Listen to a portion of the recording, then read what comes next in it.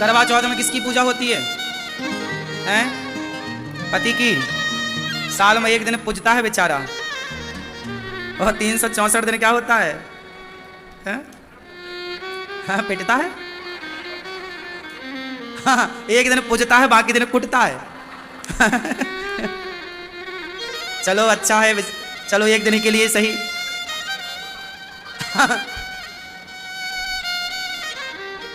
अच्छा है। वैसे करवा चौथ ना बहुत अच्छा है। करवा चौथ आता है तो बहुत कुछ सिखाता है। करवा चौथ क्या सिखाता है? अच्छा बताओ, करवा चौथ क्या सिखाता है? भैया जी बताओ, करवा चौथ क्या सिखाता है? करवा चौथ सिखाता है नारी का समर्पण। स्त्री और सन्यासी, हमारे देश में एक परंपरा है, सन्यास परंपरा। सन्यास, जब कोई व्यक्ति सन्यास लेता है तो वो सन्यासी अपनी माँ, अपना पिता, अपना परिवार, अपना नाम, अपना गोत्र त्यागता है, तब जाके वो क्या बनता है? सन्यासी। और जो त्याग सन्यासी करता है वही त्याग एक स्त्री भी करती है। स्त्री भी अपनी माँ, अपना पिता, अपना परिवार, अपना भाई बहन, आंगन, अपना नाम, अपना गोत्र, माथा उसका होता है पर मांग पति के नाम की होती है, हाथ उसके होते हैं, मेहंदी पति के नाम की होती है, पेट उसका होता है, बच्चा पति के नाम का होता है, गला उसका होता है, मंगलसूत्र पति के नाम का होता है। नारी का श्रृंगार पति के लिए होता है। नारी पति के साथ महलों में भी रहती है और पति के साथ घास की कुटिया में भी रहती है। नारी ये नहीं देखती कि मेरे पति के पास धन कितना है। नारी बस अपने पति का प्रेम चाहती है, और प्रेम है तो पेड़ की छांव में, घास की कुटिया में भी जीवन बहुत प्रसन्नता से गुजारा जा सकता है। और प्रेम नहीं है, पैसा है, तो महलों में भी वो महल काटने को दौड़ते हैं जहां प्रेम ना हो। रिश्तों में समर्पण चाहिए, प्रेम चाहिए, तब रिश्ते बेहतर होते हैं। और समर्पण की प्रतिमूर्ति कौन है? आज हम आपसे कहें कि समर्पण की चलती फिरती मूर्ति का नाम बताओ, तो पत्नी है। जितना समर्पण एक स्त्री करती है, सोचिए कौन है जो अपना गोत्र छोड़ दे, अपनी जात छोड़ दे, अपना नाम छोड़ दे। इस सारे रिश्ते, सारे संबंधों में केवल पत्नी का संबंध ऐसा है जो नाम गोत्र छोड़कर आपके नाम गोत्र से जानी जाती है। इतने सारे रिश्तेदार हैं आपके, लेकिन उन सारे रिश्तेदारों में एक रिश्ता है पत्नी का, जो आपके लिए है, सिर्फ आपके लिए। इसलिए हर पुरुष को अपनी स्त्री का, अपनी नारी का सम्मान करना चाहिए। करवा चौथ में आपने बहुत कुछ देखा होगा। बेचारी दिन भर व्रत रखती है पति की लंबी आयु के लिए। मैं जल्दी मर जाऊं, मेरे पति की आयु। भारत की स्त्री चाहती है कि मेरी उम्र से ज्यादा उम्र मेरे पति की हो, मैं जब मरूं तो सुहागन मरूं। ये भारत की स्त्री वरदान मांगती है। एक भारत की स्त्री ही अपने से अधिक आयु पति की चाहती है, और पति की लंबी आयु के लिए वो नाना प्रकार के व्रत करती है। और उन्हीं व्रतों में एक व्रत होता है करवा चौथ का। करवा चौथ के दिन वो चलनी उठाती है, और चलनी का जो पीछे का हिस्सा है वो पति की ओर होता है, चलनी का जो आगे का हिस्सा है वो पत्नी की ओर होता है। आगे का हिस्सा मतलब चलनी का ऊपरी हिस्सा। जिस हिस्से में आप आटा चालती हो ना, तो कचरा बच जाता है, ऊपर के हिस्से में कचरा रह जाता है, नीचे के हिस्से से सारा आटा निकल जाता है। तो जिस हिस्से पे चलनी कचरा बचा के रखती है, वो हिस्सा नारी अपनी ओर करती है, चलनी उस हिस्से का मुंह अपनी ओर होता है। मानो नारी ये कहती है कि हमारे और आपके रिश्ते में कोई आँच आई, कोई संकट आया, कोई दुख आया, तो वो सारा दुख दर्द पीड़ा मेरी तरफ आ जाए, आपकी तरफ केवल सुख चैन आनंद जाए। जैसे साफ आटा को वो नीचे गिरा देती है और कचरा को अपनी ओर, अपनी भीतर बचा लेती है, चलनी का यही तो स्वभाव है। उसी तरह नारी कहती है कि मेरे पति पर आने वाला कोई भी संकट, हे विधाता, वो मेरी तरफ आ जाए, मेरे पति की तरफ कोई आँच ना आए, कोई संकट ना आए। ये चलनी का आशय है, इसलिए नारियां चलनी से अपने पति का मुंह देखती हैं। चलनी का अर्थ है कि मैं आपके जीवन में आने वाले संकट को पहले मैं लूंगी, फिर बचा हुआ आखिरी में, छना हुआ आपकी तरफ, और संकट मेरी ओर, दुख मेरी ओर, सुख आपकी ओर। उसमें एक दीपक भी रखती है चलनी में, दीपक रखने का आशय है कि स्वामी, एक पत्नी कहती है अपने पति से, हे प्राणनाथ, मैं अपना सब कुछ तज कर आई और आपने भी हर समय मेरा साथ दिया। हे प्राण प्रिय, जैसे ये दीपक का प्रकाश चारों ओर फैल रहा है, नारी चाहती है कि मेरे पति की कीर्ति का, यश का प्रकाश भी इस दीपक की तरह चारों ओर फैले। और याद रखिएगा, जब वो चलनी पर दीपक रखती है तो दीपक के तले जो अंधेरा होता है वो पत्नी की ओर होता है, और चलनी से छन करके प्रकाश नारी की तरफ जाता है। भाई दीपक जब रखेंगे चलनी पर तो उस पर अंधेरा तो पत्नी की तरफ आ गया ना, दीपक के तले अंधेरा। तो नारी कहती है कि यदि कुछ अंधकार है जीवन में, कुछ दुख का साया है, तो वो मेरी तरफ रह जाए और ये प्रकाश आपकी तरफ, सुख आपकी तरफ, आनंद आपकी तरफ पहुंचे।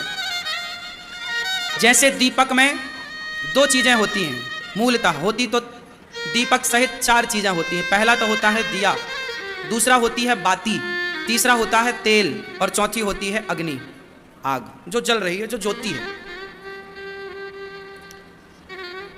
नारी कहती है कि इस दीपक की कीमत कब तक है? जब तक ये जल रहा है। हे प्राणनाथ, ये जो पवित्र अग्नि है, इसी अग्नि के फेरे लेकर हमने और आपने रिश्ता जोड़ा था। आज ये दीपक की रोशनी देख रहे हैं, ज्वाला देख रहे हैं, लौ देख रहे हैं, ज्योति देख रहे हैं। ये दीपक की जो ज्योति है वो है आप, और जो ये बाती है ये हूं मैं, और ये जो तेल पड़ा है, याद रखिएगा, ये दीपक तब तक ही जलता है जब तक तेल होता है, जब तक परिवार का। पत्नी कहती है कि परिवार प्यार ना करे चलेगा, सास प्यार ना करे चलेगा, ससुर प्यार ना करे चलेगा, पर हे प्राणनाथ, मैं चाहूंगी सब मेरा साथ छोड़ दें, लेकिन आप मेरा साथ कभी ना छोड़िए। आपका साथ तेल की तरह है, आपका साथ रूपी तेल नहीं मिलेगा तो मैं बुझ जाऊंगी, क्या करूंगी? तो आपका साथ तेल की तरह, तो आपका साथ हमें चाहिए, और तब ये बाती आपकी तरफ समर्पित रहेगी। और ये जो दीपक है, ये घर, ये परिवार हमारा, ये दीपक है, कि दिया है। इस परिवार में आपके बिना सब कुछ अंधकारमय है, मेरे जीवन का प्रकाश तो आप हैं। इसलिए नारी कुछ कहती नहीं है, पर वो दीपक, वो चलनी, वो करवा, छोटा सा कलश होता है, उससे नारी चंद्रमा को अर्घ देती है। वो छोटा सा माटी का एक पात्र होता है, मिट्टी का बर्तन। मानो नारी वो मिट्टी का बर्तन लेके अपने पति को ये दिखाती है कि देखो, ज्यादा पैसे के चक्कर में ना भागो, ये देख रहे हो माटी का घड़ा, रिश्तों को वक्त देना सीखो, रिश्तों को समझना सीखो। अच्छा, आपसे एक सवाल पूछ लूं, परिवार और पैसा दोनों में एक को चुनना पड़े तो किसे चुनोगे? जब हमारे देश का बंटवारा हुआ, पाकिस्तान और हिंदुस्तान बना, उस समय पाकिस्तान से जो हिंदू भागे तो वो प्रॉपर्टी के कागज लेकर नहीं भागे थे, सोना लेकर नहीं भागे थे, पैसा लेकर नहीं भागे थे, बच्चों का, माता पिता का हाथ पकड़ करके भागे थे। जिनकी संपत्ति अथाह थी, वो संपत्ति की ओर ना देखकर बच्चों को गोद में लेके भागे थे, पत्नी का हाथ पकड़, बूढ़ी माँ का हाथ पकड़ भागे थे। याद रखना मेरी माँ, रिश्तों से बड़ा कभी पैसा था ही नहीं। आज पैसों के कारण रिश्ते बिगाड़ दिए जाते हैं।